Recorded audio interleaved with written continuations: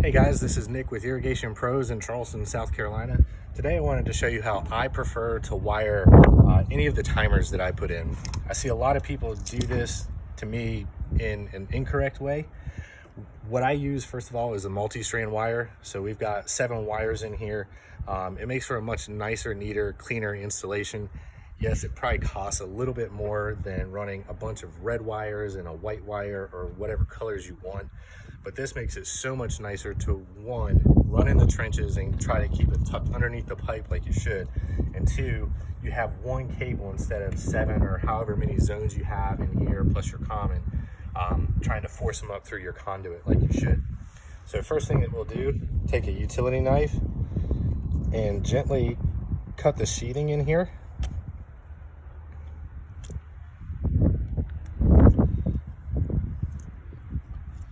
And peel it back a little bit, and you'll notice a white string in here. And what you can do is that string will actually cut the line if you can get it on the right side. So you can pull this rather than having to fight a utility knife all the way down the sheathing there. And what I like to do is just get it pretty close, trim that all off. We'll pick that up here in a minute. So we're not going to be using our brown wire today. So the first thing that I'll do is I cut the sheathing off all these individual wires. And you notice that I left them pretty long, and I did that on purpose. A lot of people or other contractors that I've come behind just leave just enough and they wire it right to the terminal. So look at all that wire that they'd be cutting off.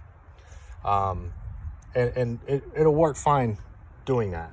The problem is down the road, if we ever need to make a repair, or if a wire ever breaks or gets cut just short of here, or maybe in a few years, if we need to replace the timer for any reason, if the terminals are set up differently, we may not have enough wire without dropping the box down or having to add splices somewhere in here and take care of that. So it just adds more frustration, and it can take you longer, and obviously it means it's going to cost the homeowner more. So what I'll do is take the shank of a screwdriver and coil it around that, squeeze it all down.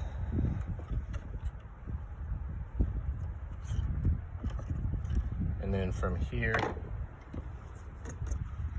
I trim off to where we just have just a little bit of copper still showing.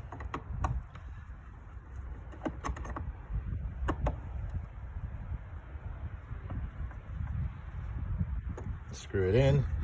Now you've got, for one, it's going to look a lot better that way. 2, if we ever need a little extra slack, we've got several inches already tucked in here, and it keeps it looking nice and neat. I always run my wires red, blue, green, yellow, black, brown. I always say brown for the drip. You can use your wires however you want. I always do that just to kind of keep it organized in my mind, so I know what zone goes to what wire. That's the other nice advantage about using the multi-strand, where it's got all these colors for you.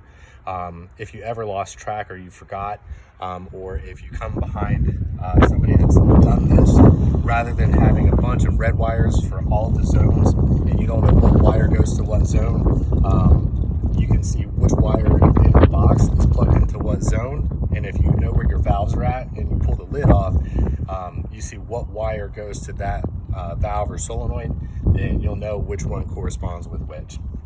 So what I'll do is I'll just wrap all these up.